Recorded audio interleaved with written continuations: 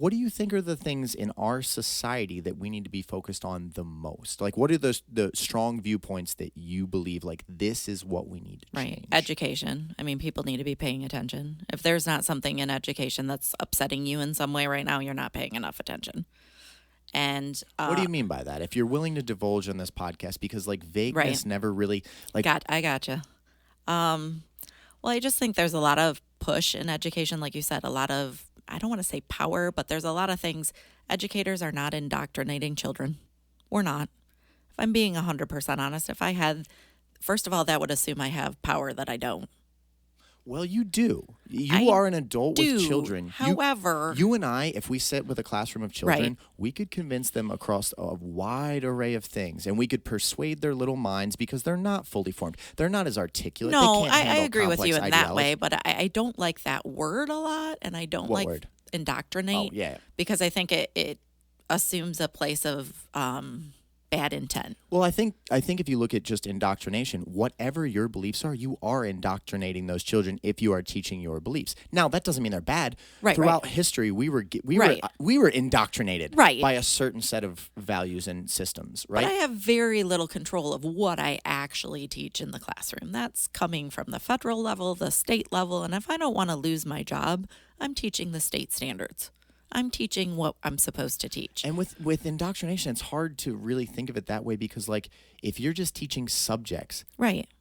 who cares if you indoctrinate someone into mathematics? Well, exactly. who cares If I am indoctrinating, I'm indoctrinating Yeah. them into the provided curriculum that If was you're doing, approved. Yes, exactly. If you're doing your job correctly. Right. But now there are examples. I'm going to give you one exactly Okay. from my life. Braden Gotcha. goes to Brighton Schools. I'm not going to name the name of the teacher. Okay, good. But Because then I.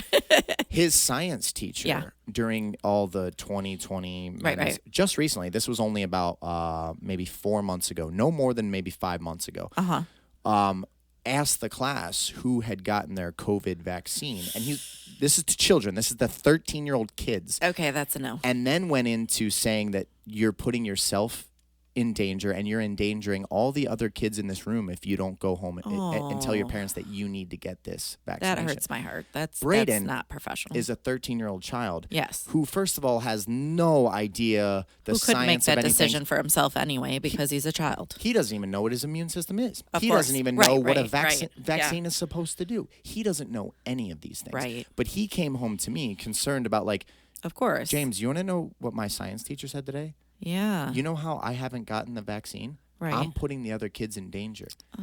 That's indoctrination. Because Okay. that is an ideological stance on a I controversial understand what you're saying. issue Right. that in 20 years we may view very differently. True. Right? Because we were all living that experience together. So now that is indoctrination. I see what you're saying. In a real world example. Okay. In science, if you're teaching science, that's science. Right. But as soon as you start to spill over into things like that, I think that's where concern of parents Okay. is very relevant. Right. Because I was actually bothered. I was like, are you kidding me? Right. And then I actually know that teacher is neighbors with his father. And I was like, I wonder if I should just have a conversation with her. And I'm like, you know what? She'd probably Yeah, I'm curious about what you did about it. I chose not to because I'm like, you know what? Okay. If I go over there and I knock on her door, Right. she's going to probably feel like I'm like attacking her about it, which Right. I'm not. It's Right. more of, it would be just as wrong for me to go to Right. your children and tell them, listen, your mom's stance on this medical thing is this. I disagree fully, and here are the Right, reasons right. why.